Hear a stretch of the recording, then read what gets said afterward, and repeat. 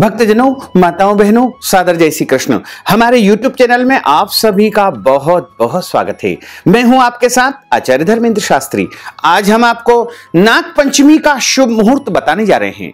नाग पंचमी का पर्व आपको कब मनाना चाहिए तथा नाग पंचमी का पूजन किस विधि से आपको करना चाहिए और नाग पंचमी के दिन आपको कौन कौन से काम बिल्कुल नहीं करना चाहिए, तो यह महत्वपूर्ण जानकारी हम आपको देने जा रहे हैं। आपसे अनुरोध है कि हमारे इस ज्ञानवर्धक वीडियो को अंत तक जरूर देखिएगा और अधिक से अधिक लोगों तक पहुंचाने का प्रयास भी कीजिएगा। तो सबसे पहले आपको और आपके पूरे परिवार को नाग पंचमी महापर्व की बहुत बहुत शुभकामनाएं और बधाइयां। भगवान नाग देवता का भरपूर आशीर्वाद आपके जीवन पर सदैव बना रहे। आप सभी सुखी रहें, स्वस्थ रहें, व्यस्त रहें और मस्त रहें। निरंतर उन्नति करते रहें, प्रगति करते रहें। श्रावण माह के शुक्ल पक्ष की पंचमी तिथि को नाग पंचमी का महापर्व मनाया जाता है और इस दिन नाग देवता का विशेष पूजन अर्चन किया जाता है। क्योंकि नाग देवता जब प्रसन्न होते हैं तो वो छप्पर फाड़ के भक्तों को धन धान्य प्रदान करते हैं और घर परिवार में सुख शांति समृद्धि प्रदान करते हैं। नाग देवता की पूजा करने से घर में वैभव आता है, धन लक्ष्मी आती है, सुख आता है और सभी प्रकार से मनुष्य सुखी जीवन व्यतीत करता है। प्रत्येक घरों में प्रतिवर्ष नाग पंचमी के दिन विशेष पूजन अर्चन संपन्न किया जाता है। सावन माह में नाग पंचमी का त्योहार बड़े ही धूमधाम के साथ में मनाया जाता है। सनातन धर्म में नाग पंचमी का विशेष महत्व है। इस बार नाग पंचमी 13 अगस्त 2021 शुक्रवार को है। इस दिन भक्तजन, माताएं, बहनें भगवान शंकर के साथ साथ नाग देवता की भी पूजा अर्चना करते हैं। इस दिन जो मनुष्य नाग देवता की पूरी श्रद्धा और भक्ति के साथ में पूजन करता है तथा रुद्राभिषेक करता है, उसे सभी कष्टों और संकटों से अवश्य ही मुक्ति प्राप्त हो जाती है। इस बार पंचमी तिथि का आरंभ 12 अगस्त 2021 गुरुवार को दोपहर 3:24 पर हो जाएगा, जो कि 13 अगस्त शुक्रवार को दोपहर 1:42 पर पंचमी तिथि समाप्त हो जाएगी। सूर्योदय व्यापिनी तथा मध्याह्न व्यापिनी जो पंचमी रहेगी वो 13 अगस्त 2021 शुक्रवार के दिन ही रहेगी और सभी भक्तजनों को, माताओं, बहनों को शुक्रवार के दिन ही नाग पंचमी का महापर्व मनाना चाहिए। सबसे बड़ी बात यह है कि 13 अगस्त को हस्त नक्षत्र रहेगा तथा कन्या राशि में चंद्रमा विद्यमान रहेंगे। हस्त नक्षत्र नाग देवता का परम प्रिय नक्षत्र माना जाता है। यदि आपकी कुंडली में काल सर्प दोष है, यानी राहु केतु के बीच में सारे ग्रह जब आ जाते हैं तो कुंडली में काल सर्प दोष निर्मित हो जाता है। ऐसी स्थिति में मनुष्य को कई प्रकार के जीवन में समस्याएं पैदा होती है, जैसे शिक्षा में अवरोध उत्पन्न होता है या फिर उनके कार्य में, रोजगार में, नौकरी में, व्यापार में, परिवार में कई प्रकार की मुसीबतों का उनको सामना करना पड़ता है। आर्थिक समस्याएं आ जाती है, कर्ज उनके ऊपर बना रहता है। इसके अलावा भी जीवन में काल सर्प दोष के कारण कई भयंकर समस्याएं उत्पन्न होने लगती है। तो यदि आप काल सर्प दोष से मुक्ति प्राप्त करना चाहते हैं तो आपको नाग पंचमी के दिन विशेष उपाय के माध्यम से काल सर्प दोष की मुक्ति करवाना चाहिए।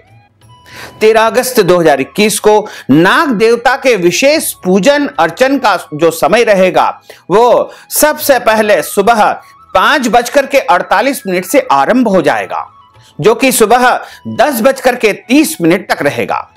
उसके बाद जो दूसरा मुहूर्त नाग पूजन का रहेगा दोपहर 12 बजे से प्रारंभ होकर के 1:30 तक होगा। उसके बाद तीसरा और अंतिम नाग पूजन का जो मुहूर्त होगा शाम को 4:30 बजे से लेकर के 6 बजे तक रहेगा। इन शुभ मुहूर्तों में आप नाग देवता का पूजन अर्चन कर सकते हैं। वैसे नाग पूजन सूर्यास्त के पहले ही आपको संपन्न कर लेना चाहिए।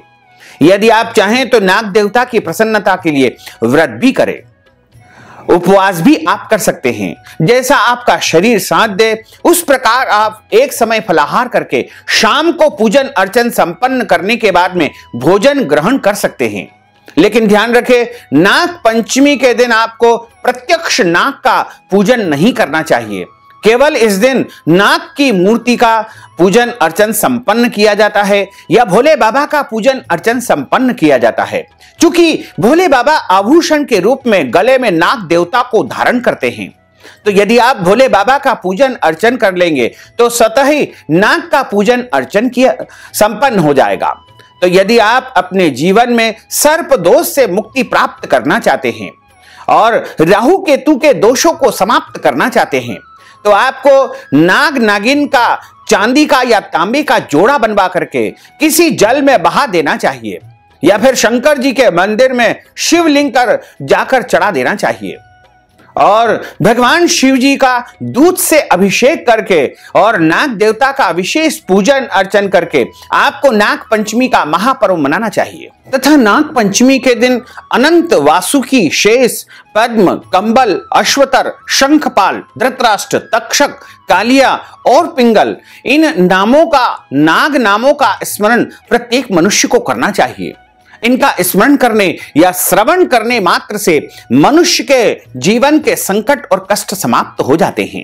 नाग पंचमी के दिन मुख्य द्वार के बाहर भी नाग देवता की आकृति बनाकर के उनका पूजन अर्चन किया जाता है या घर के अंदर भी दीवार के ऊपर आटे के माध्यम से नाग की आकृति बना करके उनका पूजन अर्चन किया जाता है।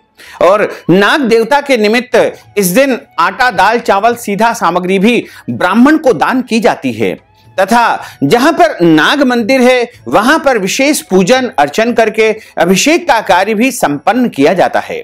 और नाग देवता यदि प्रसन्न हो जाते हैं तो मनुष्य के जीवन में जो भी राहु केतु से संबंधित दोष है वो सभी दोष समाप्त हो जाते हैं और मनुष्य के जीवन में सुख, शांति, समृद्धि का आगमन होता है।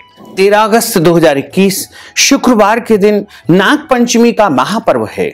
ऐसे में इस दिन आपको कुछ कामों को करने से बिल्कुल बचना चाहिए क्योंकि नाग पंचमी नाग का त्योहार होता है और नाग देवता की प्रसन्नता के लिए हमें कुछ ऐसे कार्य है जो गलती से भी नहीं करना चाहिए। वैसे तो सभी घरों में तवे के ऊपर रोटी बनाई जाती है और लोहे की कढ़ाई में पूड़ियां तली जाती है, लेकिन आपको ध्यान रखना चाहिए कि नाग पंचमी के दिन तवे की कढ़ाई के ऊपर रोटी नहीं बनाना चाहिए क्योंकि इस दिन लोहे की जो कढ़ाई होती है उसमें भी पूड़ियां नहीं बनाना चाहिए।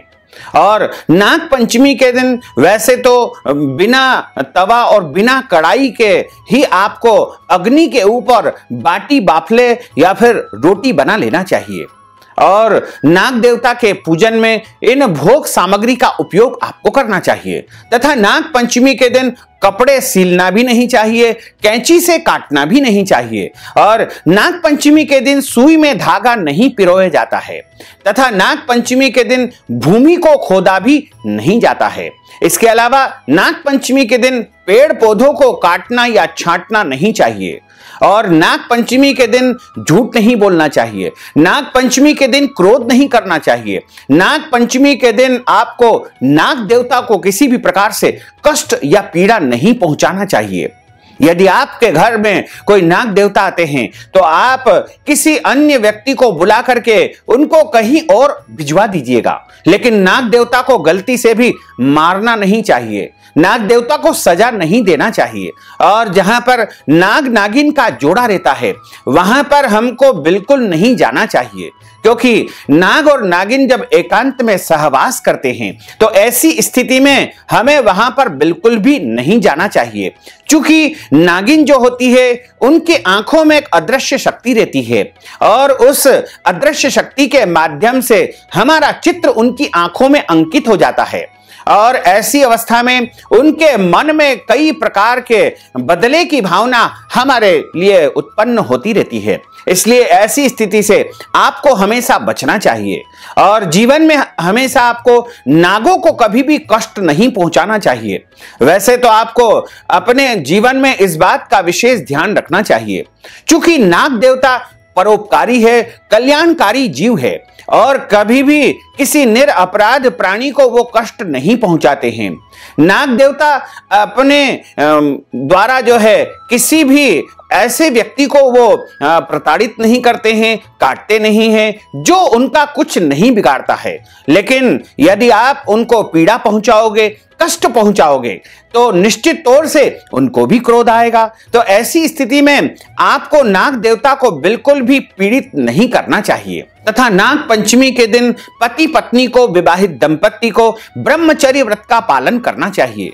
नाग पंचमी के दिन यदि आपके घर में कोई भी याचक, भिखारी या मांगने वाला आता है तो उसे खाली हाथ नहीं लौटाना चाहिए, उसको कुछ न कुछ दान पुण्य अवश्य करना चाहिए। इसके अलावा नाग पंचमी के दिन आपको झूठ नहीं बोलना चाहिए, क्रोध नहीं करना चाहिए, लड़ाई झगड़ा बिल्कुल नहीं करना चाहिए, वाद विवाद नहीं करना चाहिए। नाग पंचमी के दिन घर के बड़े बुजुर्ग, सास ससुर या माता पिता का अनादर या अपमान भी आपको नहीं करना चाहिए। और नाग पंचमी के दिन किसी भी प्राणी को आपको कष्ट नहीं पहुंचाना चाहिए तथा नाग पंचमी के दिन आपको भगवान नाग देवता का ध्यान करते हुए, स्मरण करते हुए, श्रद्धा और भक्ति के साथ में उनका पूजन अर्चन करना चाहिए। कच्चा दूध नाग देवता को विशेष प्रिय होता है, लेकिन यदि आप प्रत्यक्ष नाग को कच्चा दूध पिलाएंगे तो उनके दांतों में कष्ट होगा, उनको कष्ट होगा। इसलिए आप प्रत्यक्ष नाग को कच्चा दूध बिल्कुल न पिलाएं। इसके बजाय आप यदि कच्चा दूध उनको अर्पण करना चाहते हैं तो भगवान शिव जी का अभिषेक कर सकते हैं, नाग की मूर्ति के ऊपर आप कच्चा दूध चढ़ा सकते हैं तथा नाग पंचमी के दिन आपको नाग देवता का जो परम प्रिय मंत्र है उसका जाप करना चाहिए। ओम कुरुकुल्ये हुम फट स्वाहा, ओम कुरुकुल्ये हुम फट स्वाहा, ओम कुरुकुल्ये हुम फट स्वाहा। इस मंत्र का जाप करना परम कल्याणकारी माना जाता है। कहते हैं कि नाम स्मरण करने से धन लाभ होता है और आकस्मिक अनायास धन की प्राप्ति होती है, क्योंकि इस ब्रह्मांड में जितना भी अदृश्य खजाना छिपा हुआ है उसकी रक्षा और सुरक्षा नाग देवता ही करते हैं। और पृथ्वी के एक भाग में नागलोक है और नागलोक में अपार खजाना, अपार वैभव भरा हुआ है, जहां पर सारे नाग देवता निवास करते हैं और उस अपार खजाने की रक्षा सुरक्षा करते रहते हैं। साल के 12 महीने इनमें एक एक नाग की पूजा करनी चाहिए। अगर राहु और केतु आपकी कुंडली में नीच राशि के हैं तो आपको अवश्य ही नाग देवता का पूजन अर्चन करके नाग देवता को प्रसन्न अवश्य करना चाहिए। भगवान दत्तात्रेय जो कि ब्रह्मा विष्णु महेश के स्वरूप थे, उनके 24 गुरु थे। उन्होंने अपने जीवन में 24 गुरु बनाए थे। एक गुरु उनके नाग देवता भी थे। नाग पंचमी का पूजन विधि विधान से शिव जी के मंदिर में जाकर के कर सकते हैं या आप घर में भी कर सकते हैं, क्योंकि भगवान का एक नाम नाग चंद्रेश्वर भी है। भगवान श्री महाकाल मंदिर जो उज्जैन में है, वहां पर ऊपर एक मंदिर है, उनका नाम है नाग चंद्रेश्वर महादेव मंदिर। वह मंदिर वर्ष में केवल नाग पंचमी के दिन ही खुलता है और पूरे वर्ष उस मंदिर में पूजा अर्चना होती रहती है और वह मंदिर बंद ही रहता है। वहां पर साक्षात नाग देवता की मूर्ति विराजित है। इसके अलावा कई ऐसे स्थान हैं जहां पर मणिधारी सर्प आज भी निवास करते हैं। जब नाग देवता की हजारों वर्ष की उम्र हो जाती है तो उनके मस्तक पर एक मणि आ जाती है और उस मणि के प्रकाश में नाग देवता कीड़े मकोड़ों को चूकते रहते हैं और वह मणि अमावस्या की अंधेरी रात में विशेष रूप से कई लोगों के द्वारा देखी गई है। और ऐसा ही एक स्थान है हमारे शाजापुर जिले में, जहां पर पोलाई कला के पास में डुंगरी है और उस डुंगरी के ऊपर आज भी मणिधारी नाग निवास करते हैं। कई लोगों ने अमावस्या की रात में उनकी मणि का दर्शन किया है, लेकिन किसी की भी हिम्मत नहीं होती है कि उनके समीप चले जाएं, क्योंकि मणिधारी जो नाग होते हैं वो परम शक्तिशाली हो जाते हैं और इस परम शक्तिशाली होने के कारण ही उन्हें मणि प्राप्त हो जाती है। नाग पंचमी के दिन अपने घर के मुख्य द्वार के दोनों तरफ गाय के गोबर से नाग की आकृति, सर्पाकृति बना करके अथवा सर्प का चित्र लगा करके सुबह उन्हें जल चढ़ाया जाता है। उसके बाद ही उनके ऊपर घी और गुड़ भी चढ़ाया जाता है। घी और गुड़ की धूप भी नाग देवता की प्रसन्नता के लिए घर में लगाई जाती है तथा नाग पंचमी के दिन शाम को सूर्यास्त होते ही नाग देवता के नाम पर मंदिरों और घर के कोनों में मिट्टी के कच्चे दिए में गाय का दूध रखा जाता है। शाम को भी उनकी आरती और पूजा की जाती है। इस दिन भगवान शिव जी की विशेष आराधना करने से काल सर्प दोष से शांति प्राप्त होती है और पितृ दोष भी इससे समाप्त हो जाता है। यदि आपकी कुंडली में काल सर्प दोष की बहुत भयंकर पीड़ा है तो आपको एक तांबा का छोटा सा लोटा लेना है। उस लोटे में आपको शहद भर लेना चाहिए तथा उसमें चांदी या तांबे के नाग नागिन के जोड़े डाल करके उस लोटे के ऊपर कपड़ा बांध करके आपको किसी भी जलाशय में, जैसे कुएं में, बावड़ी में, नदी में, तालाब में, समुद्र में या किसी भी बड़े जलाशय में उसको बहा देना चाहिए। ऐसा करने से आपकी कुंडली के काल सर्प दोष तो समाप्त हो ही जाएंगे। इसके अलावा आपकी कुंडली में यदि सर्प दोष है या फिर पितृ दोष है तो वो भी समाप्त हो जाएंगे और राहु केतु से संबंधित दोषों का निवारण भी हो जाएगा। वैसे तो भगवान श्री राम के जो छोटे भाई थे लक्ष्मण जी, उनको शेष नाग का अवतार ही माना गया है। हमारी भारतीय संस्कृति में प्रत्येक जीव जंतु को देवता का स्वरूप माना गया है और नाग पंचमी का त्योहार नाग देवता के लिए समर्पित होता है। नागों को समर्पित किया जाता है। सनातन में एक महत्वपूर्ण त्योहार नाग पंचमी मनाया जाता है, जहां एक तरफ भगवान शंकर के आभूषण के रूप में नाग देवता उनके गले में लिपटे रहते हैं, तो वहीं शिव जी का निर्गुण निराकार रूप शिवलिंग भी सर्पों के साथ ही सजता है। भगवान विष्णु भी शेष नाग की शैया पर ही शयन करते हैं। शेष नाग विष्णु जी की सेवा से कभी भी विमुख नहीं होते हैं। ऐसा हमारे धर्म ग्रंथों और पुराणों में लिखा हुआ है कि जब जब भगवान विष्णु पृथ्वी पर अवतार लेते हैं तब तब शेष नाग जी भी उनके साथ अवतरित होते हैं। राम अवतार में लक्ष्मण जी तथा भगवान कृष्ण जी जब अवतार लिया था उस समय बलराम जी नाग देवता के रूप में पृथ्वी पर आए थे। भगवान शिव के परम प्रिय श्रावण के महीने में शुक्ल पक्ष की पंचमी तिथि को नाग पंचमी का त्योहार मनाया जाता है और शुक्ल पक्ष की पंचमी नागों को आनंद देने वाली तिथि है, इसलिए इसे नाग पंचमी कहा जाता है। और नाग पंचमी का त्योहार नागों के लिए समर्पित होता है। यदि आपके घर परिवार में किसी व्यक्ति की नाग के काटने से, सर्प के काटने से यदि मृत्यु हो जाती है तो उस दिन आपको विशेष पूजन अर्चन करना चाहिए तथा उस दिन आपको नाग देवता के निमित्त आटा, दाल, चावल, सीधा सामग्री का दान करना चाहिए या फिर आप चाहें तो उस दिन अपने परिजन के निमित्त ब्राह्मण भोजन भी करवा सकते हैं और रुद्राभिषेक भी करवा सकते हैं।